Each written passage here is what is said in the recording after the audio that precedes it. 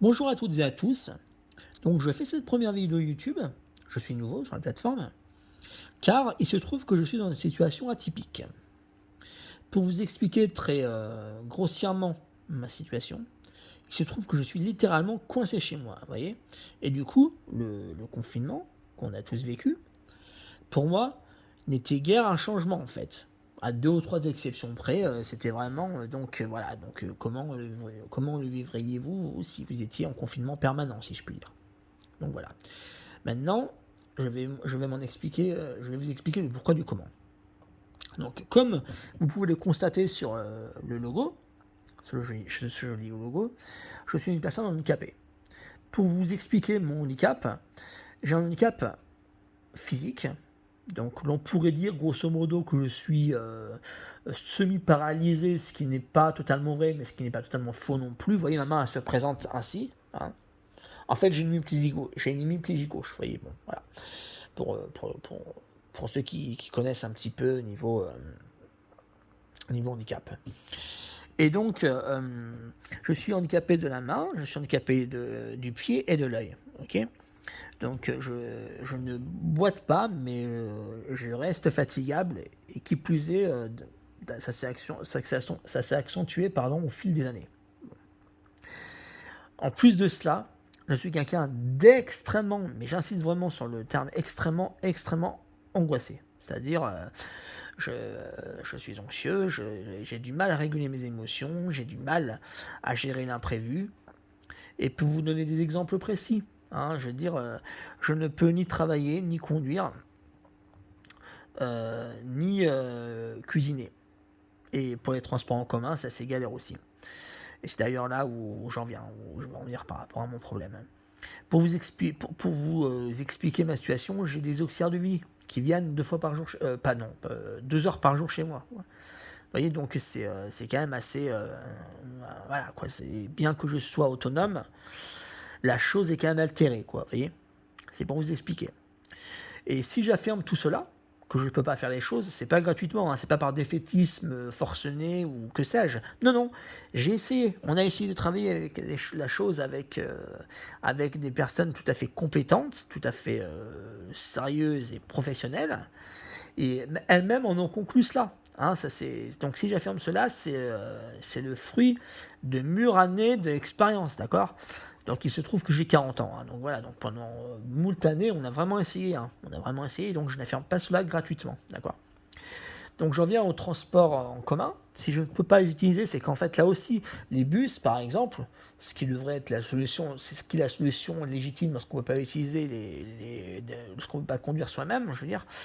En fait, la question qui se pose, c'est, et que moi j'ai en fait, c'est est-ce que le chauffeur va suffisamment attendre, en tout cas que je sois assis avant de démarrer son véhicule, ce qui n'a pas toujours été le cas par le passé. Ça, je sais d'expérience là encore. Est-ce qu'il y aura suffisamment de place? Est-ce qu'il y aura suffisamment de place, pardon? Et est-ce que les places qu'il y aurait potentiellement seraient près du bouton rouge? Vous savez, celui où il faut appuyer pour descendre à un arrêt, on va dire, annexe, quoi. Voilà, donc c'est autant de paramètres qui font que je ne peux pas bien, et qu'à chaque fois, en essayant de m'atteler au problème, le stress restait, quoi. Le stress restait, et au bout d'un moment, bah, j'étais pas bien. J'étais pas bien. Et même quand un trajet se passait bien, bah, j'étais quand même pas génial, quoi. Voilà. Donc, et ça s'est pas apaisé, et c'est pour ça qu'on était confus là. Donc, du coup, qu'est-ce que je fais? Bah, du coup, je me dirige vers les transports adaptés de ma ville. Alors, les transports adaptés de ma ville, il s'appelle la PMR, faut le savoir. PMR pour personnes à mobilité réduite, d'accord. Seulement, ces derniers ne m'acceptent pas parce que je ne suis ni aveugle ni en fauteuil. Est-ce que c'est normal? Je vous pose la question, est-ce que c'est normal? Vous voyez, je suis autant handicapé qu'un autre, mais eux ne veulent pas. Donc vous voyez, c'est quelque chose que moi je juge discriminatoire. Je juge vraiment que c'est pas normal du tout. Et parce que voilà, je suis tout aussi handicapé qu'un autre, je suis quand même à 80%, il faut le savoir. Donc pour ceux qui ne connaissent pas, 80% c'est le plus haut taux de handicap. Bon, le plus haut taux c'est 100%, mais bon, voilà, mais pour être à 100%, bon courage, faut être impotent, quoi. Donc, non, je suis à 80% de handicap, donc j'ai quand même le droit, normalement j'y ai droit. Ça veut dire quoi? Ça veut dire qu'il y a des handicapés qu'on laisse sur le côté et d'autres non, enfin c'est quoi ça? Donc c'est bien pour cela, du coup, qu'avec ma maman, à l'époque, puisque ça date de plusieurs années, hein, le problème, l'on essaya diverses tractations avec eux. Hein. Mais à chaque fois, on a tout été, on a été à chaque fois éconduit par ces derniers, parce qu'ils voulaient même pas écouter ce qu'on avait à dire, tout bonnement. Donc, qu'est-ce qui s'est passé? Donc, du coup, on avait écrit à différentes mairies, hein, notamment celle de ma ville. Il faut savoir que je vis à Valence, dans la Drôme. Hein. Donc, on a écrit donc à Valence, on a écrit à Romans-sur-Isère, c'est la ville d'où je suis originaire. Et si à l'une des mairies on a bien été reçu, à l'autre on n'a même pas voulu nous recevoir, seulement là où on a été reçu, j'ai eu droit pour toute réponse ou pour tout conseil d'aller voir un psychiatre. Vous voyez, donc est-ce que c'est une réponse appropriée? Je ne pense pas. Je pense que franchement non.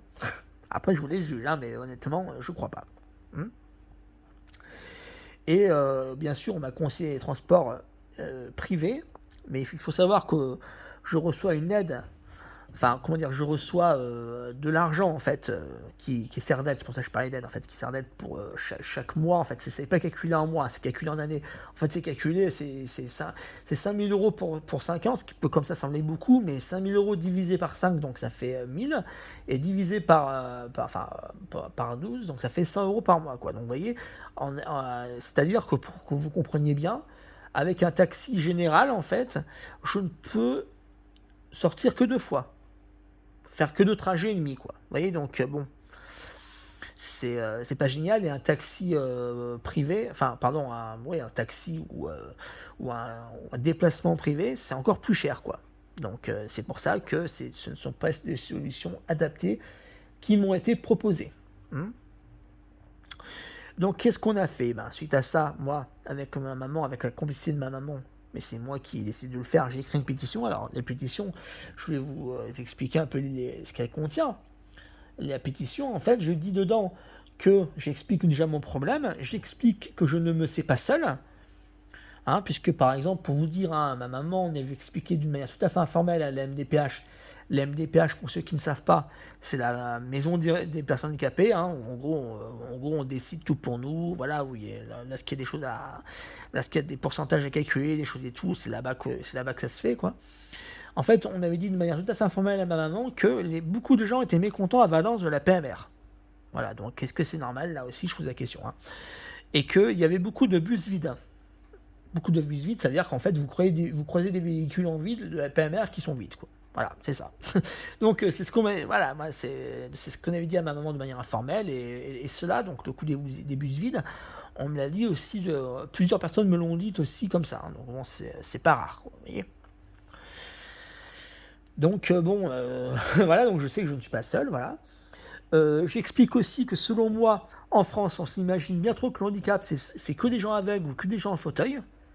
Déjà, ça débute aussi par le logo, hein, bien qu'il soit pas trop mal ce logo, il est quand même schématique. Alors moi, je veux bien qu'un logo soit schématique, qu'il ne peut pas tout expliquer un logo, mais le truc c'est que d'écrire qu'une personne en fauteuil, après, il ne faut pas s'étonner que les gens croient que le handicap, c'est que les gens en fauteuil. Hein, alors que ce n'est pas que ça, c'est tellement de choses différentes. Si vous saviez, je veux dire, c'est beaucoup, beaucoup, beaucoup de choses, hein, le handicap. Et donc, pour moi, en fait, ce logo-là, il devrait y avoir un ajout. Je sais pas, moi, quelqu'un en canne, je sais pas, enfin bref, mais pas seulement que les personnes en fauteuil, d'accord? Donc j'explique cela. J'explique que souvent on associe handicap physique et handicap mental, alors que l'un ne devrait pas forcément être associé à l'autre. Hein. Les deux existent, et parfois les deux en même temps existent, mais c'est pas parce que l'on est l'un que l'on est forcément l'autre. Et ça, c'est une erreur qui est faite un peu par tout le monde, et c'est un petit peu dommage, je trouve, et c'est cela que j'explique. J'explique aussi que c'est un monde où les gens qui sont dans ce milieu, dans ce milieu-là, les gens, voilà, en gros, il y a un pouvoir dit monarchique par ces gens-là, en gros, par les gens qui, quand je dis ces gens-là, je nomme les aidants, en fait, d'accord, les aidants qui sont, par exemple, à l'APF. Alors l'APF, pour ceux qui ne savent pas, pareil, c'est un endroit où généralement des personnes handicapées vont pour se distraire, etc. Donc c'est bien, hein, moi j'ai rien contre l'APF, mais, enfin j'ai rien. Je suis très critique avec l'APF, je ne suis pas anti-APF, c'est très bien l'APF, mais moi je ne m'y reconnais pas. Et là aussi, hein, j'ai essayé, hein, d'accord, j'ai essayé, et bon, voilà, quoi, je ne m'y reconnais pas. Et donc, pour continuer sur ce que je disais, oui, en fait, donc les organisateurs de la PF, etc., souvent, ils disent, on fait. Voilà, c'est un pouvoir que j'estime, moi, monarchique. Et c'est pas normal, parce que comment on fait lorsqu'on n'est pas d'accord? Ah ben actuellement, non, on n'est pas d'accord, bah tu fais quand même parce que t'as pas le choix, etc. Non, c'est pas normal, c'est pas normal. Je suis désolé, c'est pas normal. Il nous est pas laisser la possibilité de, comment dirais-je, d'être critique sur quelque chose et de pouvoir contester en fait. Et ça, c'est pas normal. Après, bien sûr, on ne veut pas tomber dans une contestation gratuite. Néanmoins, on doit pouvoir le faire. D'accord? Et c'est ça que moi, je ne trouve pas ça de logique. Ok, donc voilà. Donc, je dis aussi que dans ce milieu-là, beaucoup d'aidants, justement, ne sont même pas sensibles au handicap, pas forcément qu'à la PF d'ailleurs. Hein, je veux dire, moi, vous voyez, donc, comme je vous disais tantôt, j'ai des auxiliaires de vie à la personne. Bon, ben, qu'est-ce qu'on leur apprend à ces auxiliaires de vie? On leur apprend à ne pas s'attacher à nous. Est-ce que c'est normal là encore? Non, c'est-à-dire que moi je veux bien qu'il y ait une distance entre les aidants et les aidés, c'est logique, mais en même temps, ne pas s'attacher, ça veut dire quoi? C'est comme si on demandait à un maître nageur de ne pas se mouiller. Vous voyez? C'est aussi bête que ça, hein, c'est aussi bête que ça. Je veux dire, alors bien sûr qu'il faut garder ses distances entre guillemets, etc. C'est pas pour autant qu'on ne doit pas s'impliquer. C'est pas pour autant qu'on doit, voilà. Et donc c'est vrai que c'est quelque chose qui moi me fait tiquer parce que quand on dit à des auxiliaires de vie, hein, qui ne doivent même pas s'attacher à nous, là il y a pour moi un gros problème. Faire de l'humain sans faire de l'humain, vous voyez. Donc c'est quelque chose qui moi me fait vraiment tiquer, quoi. Et donc voilà, j'estime que ce n'est pas normal. Voilà, c'est que aussi il faut savoir que c'est souvent des gens qui sont à des postes hauts, qui ne sont même pas sensibilisés au sujet. Et c'est vraiment obstruant parce que bien sûr que tout le monde croise des gens qui n'ont rien à faire sur un chemin, j'ai envie de dire, en faisant le parallélisme entre le chemin et des métiers. Ok, donc en gros, voilà, mais pour autant, quand ça nous arrive à nous, en fait, ça obstrue tout, vu qu'il n'y a qu'un sentier A. S'il n'y a même pas des gens compréhensifs sur ces sentiers A, comment on fait? Il n'y a pas de sentier B. Hein. Donc c'est ça en fait que j'explique dans ma pétition. Et c'est quand même là aussi un peu dommage quand même. Vous voyez, donc bon, voilà. J'explique aussi que c'est un monde où on ne peut pas se différencier les uns des autres. Fait dire je suis différent de toi, j'ai un handicap différent de toi, tout de suite ce sera vu comme négativement en fait. Et non, bah, j'estime que non. Dire je suis différent de toi, ça ne veut pas dire je suis forcément mieux que toi. Ça ne veut pas dire je me prends pour Dieu le Père ou je sais pas. Non, c'est juste je suis différent de toi. C'est factuel, c'est factuel. Et donc ça ne devrait pas avoir une connotation négative, d'accord? Et donc voilà, donc j'explique que oui, voilà, que bon, c'est vraiment obstruant, ces choses-là sont vraiment obstruantes, vous voyez, donc ça va vraiment pas dans ce milieu-là. Ça, il faut le savoir. Donc c'est un peu tout ce que j'explique. Bien sûr, hein, je ne l'ai pas dit, mais j'explique aussi mon problème, évidemment, c'est quand même dans la pétition, c'est quand même c'est quand même un petit peu le béaba. Mais grosso modo, c'est ce que j'explique. Donc, il faut savoir donc cette pétition, elle n'a pas eu un grand succès. Je le reconnais, hein, je veux dire, je n'ai pas de honte à l'admettre, elle n'a pas eu un grand succès. Je l'ai mise en avant, mais peut-être pas suffisamment. Enfin bref, elle n'avait pas eu un grand succès. Du coup, qu'est-ce que j'ai fait? Eh ben, avec ma maman, on avait essayé de contacter différents médias, que ce soit radio locale ou presse écrite. Très très peu finalement nous auront écoutés. On va dire que c'est de l'ordre de 5%. Et je dis 5% parce que oui, un article avait été fait en 2017, fin 2017, j'ai envie de dire miraculeusement.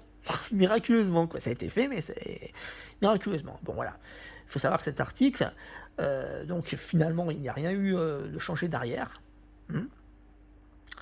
Et donc, je suis aussi passé en radio, dans une radio locale, en 2019. Pareil, hein, ça n'a rien bougé. Et pour vous dire un peu la situation, pour vous dire un peu le tempérament, la PMR qui avait été sollicitée donc par l'animateur radio, et ben ils avaient même pas daigné répondre. Ils avaient un peu pareil balayé d'un revers de la main et non merci au revoir, ça ne nous intéresse pas quoi. Vous voyez, donc c'est alors qu'ils étaient là, ils avaient été sollicités pour qu'il y ait un débat et pour qu'ils puissent avoir un droit de réponse quoi. Mais non, en fait voilà, si on n'est pas journaliste, ils ne répondent même pas quoi. Vous voyez, donc c'est un peu pour vous dire le tempérament de ces gens-là, parce que c'est dans la droite lignée de ce que je disais dans ma pétition, quoi.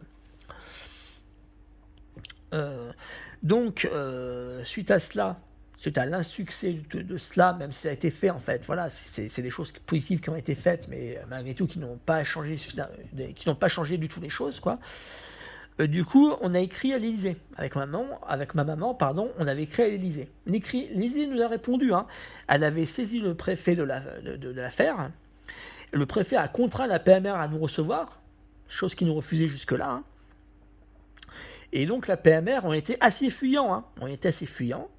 Fatalement, voilà. Et là où nous, on leur parlait que le transport adapté, eux ne nous parlaient que le transport généraux.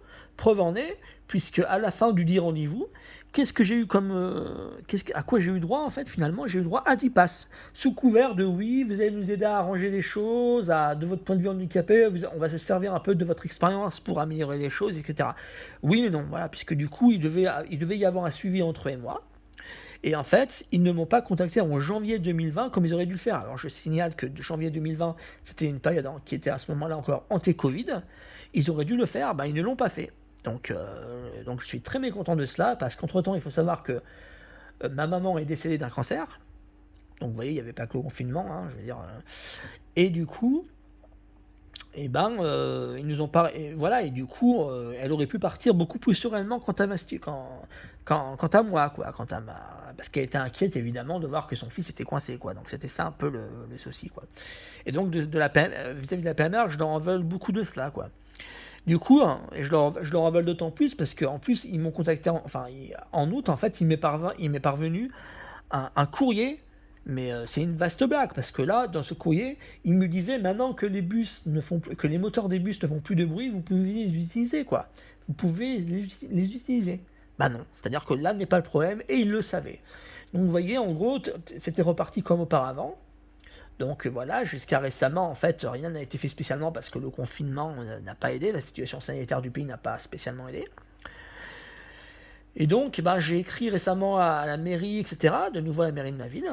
Donc j'ai vu un conseiller municipal, mais là aussi, il a essayé de me normaliser. En gros, il m'a expliqué que si la PMR ne pouvait pas, accepter tous les handicaps, c'était normal, parce que sinon il n'y aurait pas assez de bus. Et comme moi, je lui rétorqua l'argument des bus vides, du coup, il savait plus quoi dire.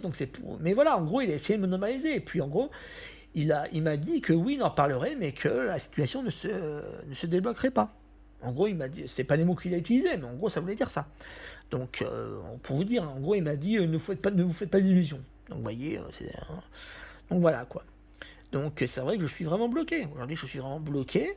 Et qu'est-ce qu'on fait pour développer une vie, quoi? Une vie sociale, pour vivre, tout bonnement. Je veux dire, comment vivriez-vous, vous, si vous ne pouviez pas sortir? Hein, je veux dire, est-ce que vous auriez la femme que vous avez? Est-ce que vous auriez des copains que vous aimez ou des copines? Je ne sais pas. Au bout d'un moment, non, c'est pas possible. C'est pas possible de vivre comme ça. Et donc, j'essaie vraiment d'en sortir. Et si je ne me radicalise, entre guillemets, dans le bon sens du terme, pas, on ne m'écoute pas. Parce que les presses, elles ne veulent de nouveau pas écouter. Je veux dire, je suis vraiment dans un cul-de-sac. D'accord? Donc j'essaie de m'en sortir le plus possible. Donc voilà, et voilà, et comment font les gens qui sont comme moi? C'est-à-dire, moi je suis persuadé, parce que oui, ce que j'ai pas dit, je le dis aussi dans la pétition, mais je disais que il y avait aussi, en fait, c'est un milieu où on nous résigne, en fait. On nous dit non, tu ne peux pas y arriver, non, n'essaie même pas, tu n'y arriveras pas, ça sert à rien de te battre, c'est vous à l'échec, etc. Ça, on me l'a dit, hein, y compris certaines de mes auxiliaires de vie, vous voyez, c'est vous dire. Et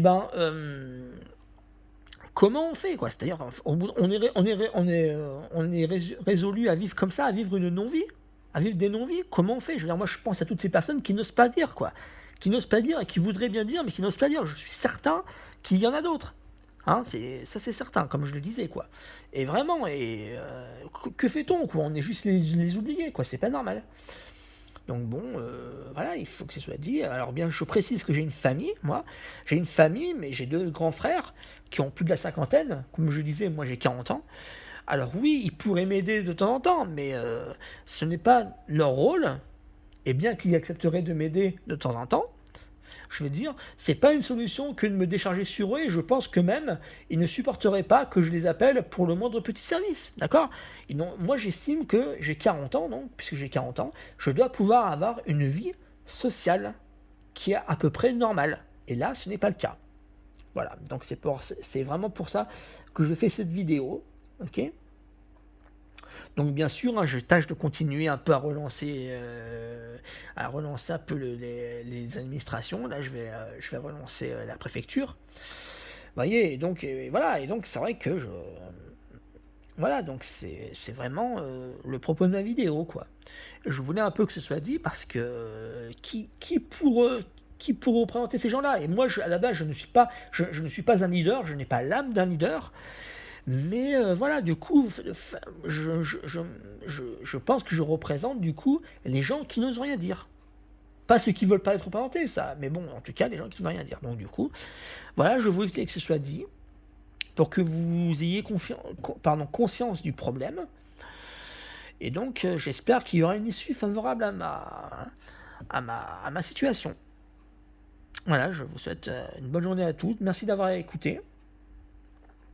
Et si quelqu'un est dans une situation qui est semblable à la mienne, qui n'hésite pas à me contacter. Alors, je vous donne mon adresse mail. Alors, c'est gaelpalia@hotmail.fr. Alors, Gaël, comme le prénom masculin, Palia, P-A-2-L-I-A, en minuscule et en attaché.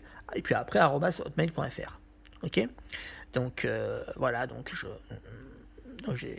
j'espère que cela donnera une issue favorable. En tout cas, moi, je me bats et je me battrai toujours, quoi. Bonne journée à vous.